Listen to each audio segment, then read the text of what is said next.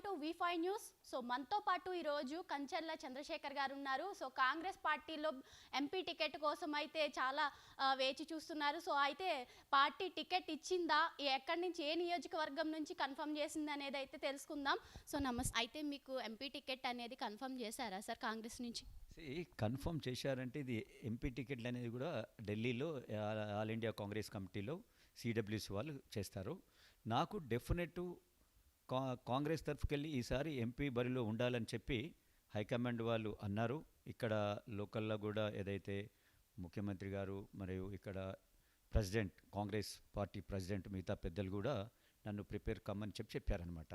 So మేము అక్కడి నుంచి ఢిల్లీ నుంచి సిడబ్ల్యూసి వాళ్ళు చేసేదానికి వారి యొక్క అంతిమ నిర్ణయం కోసము నేను వేచి చూస్తా ఉన్నా.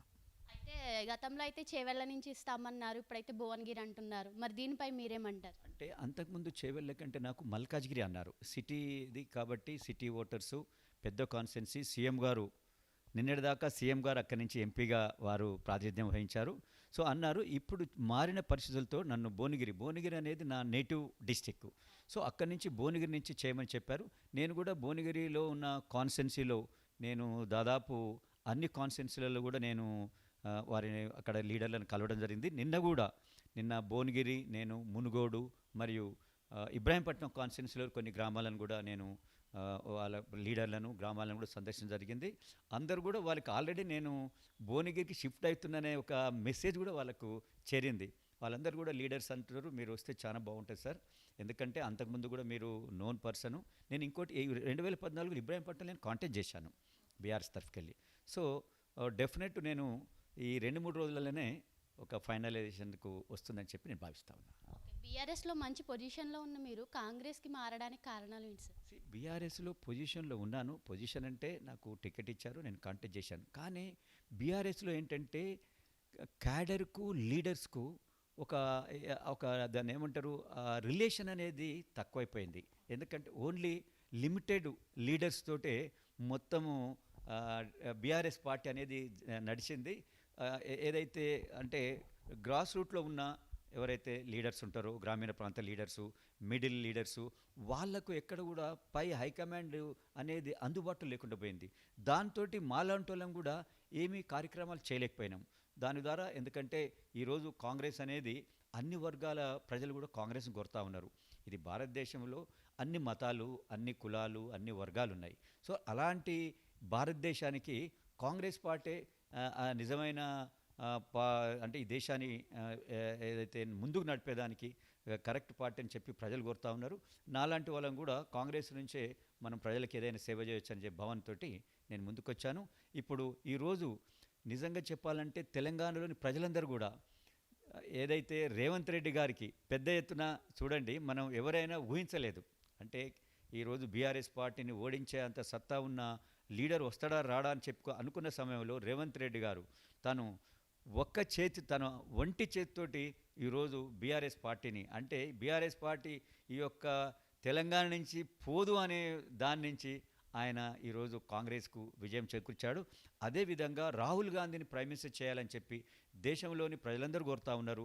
ముఖ్యంగా తెలంగాణ నుంచి కూడా అందరూ ప్రజలు అదేవిధంగా లీడర్షిప్ కూడా కోరుతా ఉన్నారు. కాబట్టి మేమందరం కూడా ఈరోజు రాహుల్ గాంధీని ప్రైమ్ మినిస్టర్ చేయాలంటే పెద్ద ఎత్తున ఇక్కడ 17కు 15 పార్లమెంట్ సీట్లు కాంగ్రెస్ గెలిపించాలని చెప్పి ఒక మంచి దృఢ సంకల్పంతో ప్రజలందరూ, లీడర్లందరూ ముందుకు పోతూ ఉన్నారు. సో చూసుకున్నట్లయితే మనం ఏ రాజకీయ పార్టీలోనన్నా రాజకీయ నాయకుడిగా ఎదగాలంటే డబ్బులు పంచాలి, డబ్బుతోనే ముడిపు ఉంటుంది. చాలామంది రాజకీయ పార్టీలు కూడా డబ్బులు ఉన్న వాళ్ళనే తీసుకుంటున్నారు. సో దీని మీద మీ ఒపీనియన్ ఏంటి సార్? అంటే రాజకీయాల్లో ఉండాలంటే డబ్బులు ఉండాల్సిందేనా? అయితే మీరు యంగ్స్టర్, మీరు ఒపీనియన్ మీకు ఆ విధంగా ఉందంటే ఈ ఒపీనియన్ జనరల్గా యంగ్స్టర్స్లో మైండ్ నుంచి పోగొట్టాలి. నాలాంటి వాళ్ళు, అందుకనే నేను రాజకీయాలలో నేను గత 20 ఏళ్ల నుంచి కూడా నేను రాజకీయాలు ఉన్నా. రాజకీయం అంటే ఓన్లీ మనం ఏదైనా హెల్ప్ చేయాలని, ప్రభుత్వం ద్వారా ప్రజలకు ఏదైనా మనం చేయాలనుకున్నది వాళ్ళకి చేయాలనే ఉద్దేశంతో ఉన్నవాళ్ళే, సర్వీస్ అనేది ఉన్నవాళ్ళే రాజకీయాల్లో రావాలని నా ఉద్దేశం. కానీ ఇప్పుడు మారింది. మీరు అన్నట్టు నిజంగా డబ్బులున్న వాళ్ళు వస్తూ ఉన్నారు. ఆ డబ్బులతోటి వాళ్ళు ప్రజలను ఏదో విధంగా వాళ్ళని మభ్యపెట్టి చేస్తూ ఉన్నారు. కానీ ఇది ముందు మారుతుంది. ఎందుకంటే యువత చూస్తూ ఉంది. ఈరోజు ఇంటర్నెట్, టీవీ ద్వారా ఎంతో అంటే ప్రపంచంలో ఏం జరుగుతుంది, ఏం కావాలనేది వాళ్ళ ఆలోచనకు వచ్చేసారు. కాబట్టి ముందు ముందు ఎవరైతే సర్వీస్ ఓరియంటెడ్ ఉండరో, ఎవరైతే రియల్గా ప్రజలకు చేస్తారో, మీరు అన్నారు ఇప్పుడు ఒక డబ్బులు ఉన్నాయని వచ్చిండు పెద్ద బిల్డరు. ఆయన బిల్డర్ ఏంటి, ఆయన ఈరోజు 20 ఫ్లోర్స్ కడుతున్నాడు, 30 ఫ్లోర్స్ బిల్డింగ్స్ కడతా ఉన్నాడు. 30 ఫ్లోర్స్ కడుతుంటే ఆయన మైండ్ అంతా ఎక్కడ ఉంటుంది, ఈ విధంగా ఆ లెవెల్ ఆఫ్ థింకింగ్ ఆయనకు ఉంటుంది. మిడిల్ క్లాస్ వాళ్ళకి ఏం కావాలి, ఒక ఫ్లోర్లో ఉండేటోళ్ళకి ఏం కావాలి, చిన్న వాళ్ళకు అంటే ఏదైతే మంచి గవర్నమెంట్ స్కూల్లో చదివేటోళ్ళకు ఎలాంటి ఆ స్కూల్లో ఎలాంటి ఫెసిలిటీస్ కావాలి, వాళ్ళ పిల్లలు కూడా ఏ విధంగా ప్రైవేట్ స్కూల్లో ఉన్న ఫెసిలిటీ ఎందుకు లేదు అని ఒక ఫీలింగ్ అనేది వస్తుంది. కాబట్టి ఇలాంటి లీడర్స్ వచ్చినప్పుడు గవర్నమెంట్ స్కూల్ కూడా ఈ విధంగా ఫెసిలిటీ కావాలి. గవర్నమెంట్ అంటే చిన్న ఎంప్లాయీస్ మిడిల్ క్లాస్ వాళ్ళకు కూడా ఇలాంటి ఫెసిలిటీ మనం ఇవ్వాలి ప్రభుత్వం ద్వారా అనేది ఒక ఐడియాలజీ ఆ విధంగా మారి ఆ విధంగా పనిచేస్తారు. కాబట్టి ఇలాంటి వారికి ముందు ముందు ఈ యొక్క ఇలాంటి నాయకులు రావటం అనేది బీఆర్ఎస్ అనేది ఎంకరేజ్ చేసింది. ఒక పెద్ద ఇండస్ట్రీస్టు, ఒక పెద్ద ఫార్మా కంపెనీలు ఉన్నాయనకు, ఒక పెద్ద ఏంటి అది మీడియా కంపెనీ ఎండీకి, లేకుంటే వాళ్ళకు ఇవ్వటం అనేది, డబ్బులున్న వాళ్ళకి ఇవ్వటం అనేది ఆ కంపెనీ రీజనల్ పార్టీస్ అనేది ఎక్కువ చేస్తూ ఉన్నది. దాని ద్వారా ఈరోజు డబ్బులున్న వాళ్ళే పాలిటిక్స్కి వస్తారు. కానీ అదే మీరు చూడండి కాంగ్రెస్లో ఎంతోమంది అంటే నిజంగా ఈ రాజకీయాలలో ప్రజలతోటి సంబంధాలు ఉన్న వాళ్ళు ఎంతోమంది చూశారు. ఈరోజు ఎమ్మెల్యేలు అయ్యారు చాలామంది. మన ముఖ్యమంత్రి గారు కూడా రేవంత్ రెడ్డి గారు చెప్తా ఉండ్రి, ఒక ఎమ్మెల్యే ఒక 50,000 ఆయన దగ్గర ఉన్నదట, ఆయన ఎమ్మెల్యే 56,000 మెజార్టీతోటి ఎమ్మెల్యే గెలిచాడు. కాబట్టి అంటే ప్రజలు దృక్పథం మారుతుంది. ఎక్కడ ప్రజలంటే యంగ్స్టర్స్ అనే యొక్క వాళ్ళ మైండ్ సెట్ మారుతుంది. ఈరోజు న్యాయంగా ధర్మంగా రియల్గా ప్రజలకి ఏమైనా చేస్తాడు ప్రభుత్వం ద్వారా. ఎవరు తన డబ్బులు తీసుకొని ఎవరు వాళ్ళ సొంత డబ్బులు చేస్తే కొంత చేస్తారు. చారిటీ అనేది ప్రతి మనిషి చేస్తాడు. ఎంతవరకు చేస్తాడు, తనకున్న దాంట్లో కొద్దిగా చేస్తాడు. అదే ప్రభుత్వం యొక్క బాధ్యత మంచి విద్య ఇవ్వాలా, మంచి ఆరోగ్యం ఇవ్వాలా, ఇలాంటిది మంచి ఇన్ఫ్రాస్ట్రక్చర్ ఫెసిలిటీ ఇవ్వాలా. మీరందరూ ఉన్నారు ఇప్పుడు, మీరు ఓన్గా మీరు ఎంప్లాయ్ చేస్తూ ఉన్నారు. మీకేం కావాలి, మీ ఇంట్లో మంచి పవర్ ఉండాలి, మంచి వాటర్ రావాలి, మీలాంటి వాళ్ళకు మంచి స్కిల్ డెవలప్మెంట్ సెంటర్లు కావాలి.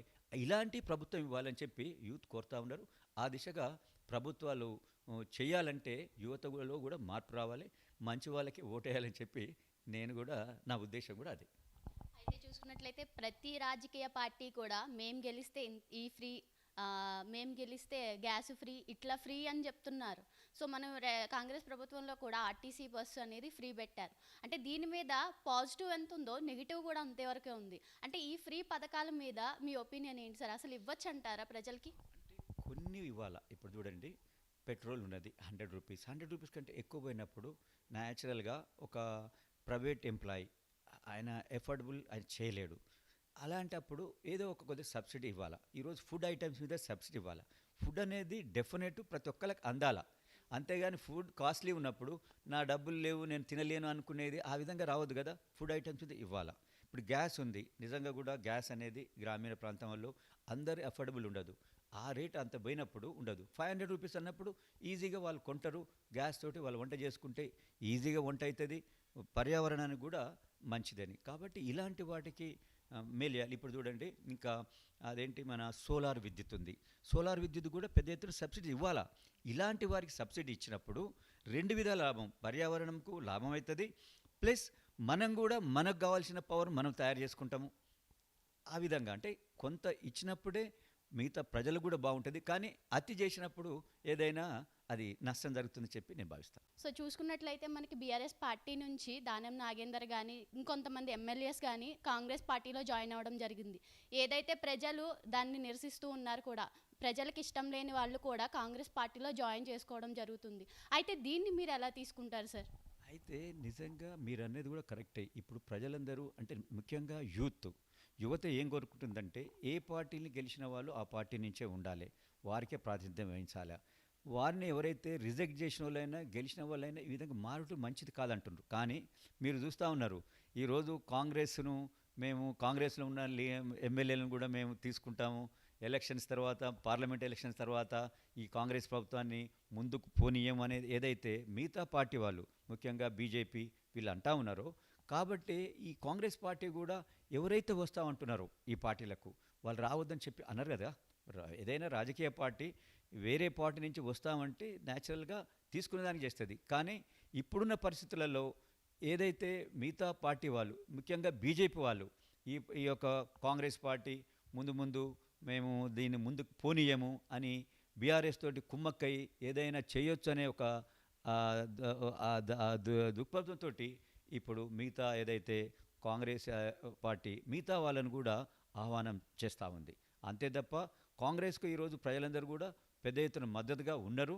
కాబట్టి పార్టీకి ఈరోజు ప్రభుత్వానికి ఎలాంటి డోకా లేదు.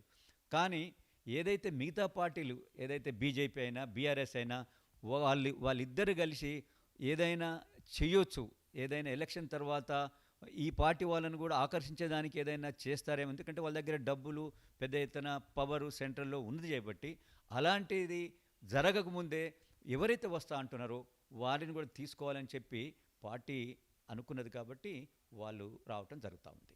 సో మీకు కనుక ఎంపీ టికెట్ ఇస్తే భువనగిరి నుంచి ప్రజలకు ఎలాంటి హామీ ఇస్తారు సార్? ప్రజలకు ఈరోజు స్వచ్ఛమైన పరిపాలన అందించాలని చెప్పి అందరికీ అందుబాటులో ఉండాలని చెప్పి ఒక లీడర్కే కాదు ప్రజలకు కూడా ఈరోజు భువనగిరి పార్లమెంటరీ కాన్స్టిట్యున్సీ ఎక్కువగా గ్రామీణ ప్రాంతంలో ఉన్న ఏరియా ఉన్నది.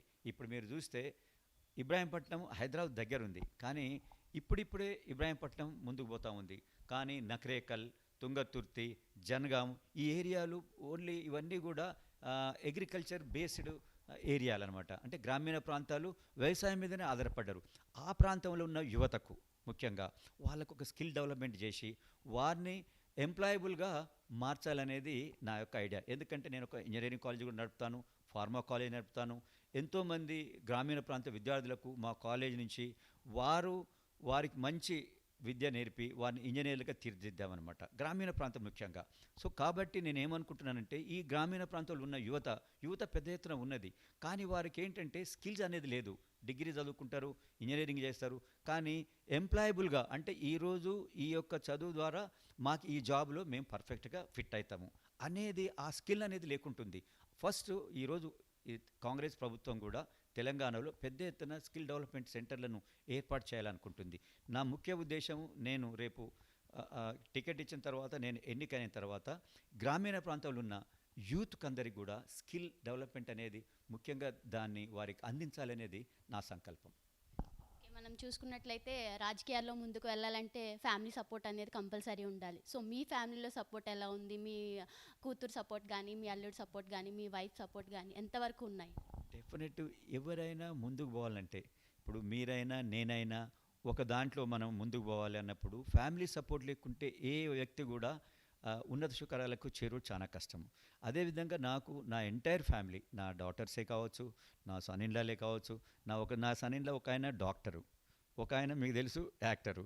సో యాక్టర్ అయినా డాక్టర్ అయినా నా డాటర్స్ అయినా వాళ్ళందరూ కూడా నాకు 100% సపోర్ట్గా ఉన్నారు. వాళ్ళందరూ కూడా నా కోసం నా వెనకబెట్టే ఉంటారు వాళ్ళు.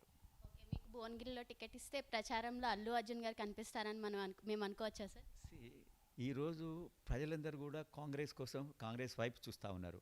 ఈరోజు ఏదైతే రేవంత్ రెడ్డి గారు తన ఒంటి చేతితోటి ఈరోజు ప్రభుత్వాన్ని తీసుకొచ్చినప్పుడు రేపు ఇంకా ఎక్కువ పెద్ద ఎత్తున మెజార్టీతోటి ఈ యొక్క కాంగ్రెస్ ఎంపీలను గెలిపించేదానికి ప్రజలు చూస్తూ ఉన్నారు. కాబట్టి తప్పక ఒకవేళ రియల్గా అర్జున్ యొక్క అవసరం ఉందంటే తను కూడా నా గురించి డెఫినెట్ తన యొక్క అభిమానులకు చెప్తాడని నేను భావిస్తాను.